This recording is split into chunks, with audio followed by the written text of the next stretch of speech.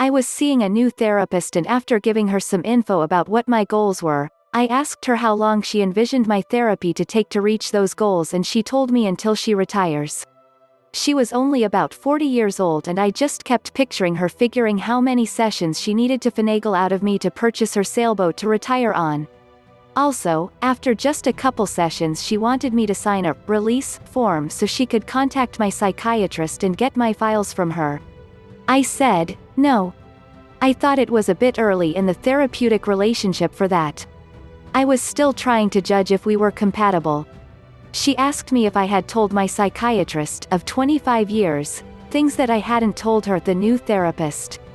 I told her I had, and that I didn't feel the level of trust I needed for those kinds of conversations or revelations. Her pushing me to sign that release added to my feelings of unease with her, so I told her in the middle of the session that I didn't think we were a good match and left. Another psychologist I tried met with me about 6 times before telling me she didn't believe in psychiatric medications and told me she thought I should get off the meds prescribed for my bipolar condition. Well, I wholeheartedly disagreed with that and wished I had found that out sooner before I had wasted my time and money. I know that therapy and medication are recommended for those diagnosed with bipolar disorder to get the best quality of life, but I was getting fed up with therapists who told me I was depressed because I was a stay-at-home mom and repressed because of that, or that I needed to find God, or the one that wanted me to play with a doll. Boy, she was going to be able to retire off my fees for sure. Starting with a doll, how long would it take for me to grow up and talk about my adult issues? I've had some doozies. I also left before my appointment even began with a new therapist, because she had a copy of her thesis in the waiting room and it had a lot of typos in it.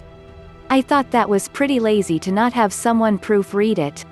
Plus, how did her major professor and decision committee for her PhD accept that poorly written paper? I mean, I'm no PhD. And I picked up on a lot of errors. She also claimed she was an expert treating those with PTSD, eating disorders, sexual difficulties, family issues, agoraphobia, anxiety, depression, OCD, addictions, pretty much every kind of mental disorder listed in the DSM, and some that sounded like she had invented herself. After these kinds of experiences, I made up a short questionnaire of 10 questions that I requested the potential therapist to answer on the phone before I set up my first appointment. The phone interview would take approximately 10 minutes. If she refused, she had already flunked it. That really helped a lot, and now I have a great therapist that I have been with for about 15 years. I don't see her weekly anymore, but I do make an appointment every 3 months at the same time that I check in with my psychiatrist. If I have an issue come up that I need help with, I will do a phone appointment with either one or both of them or write an email.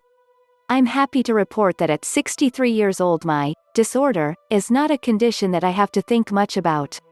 I've made the tools I learned in therapy habits, so I rarely have symptoms of depression, mania, hypomania, anxiety, or any other kind of mental difficulty.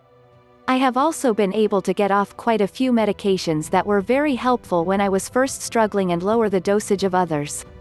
I now know how to handle my anxiety, depressive symptoms, insomnia, fears, etc.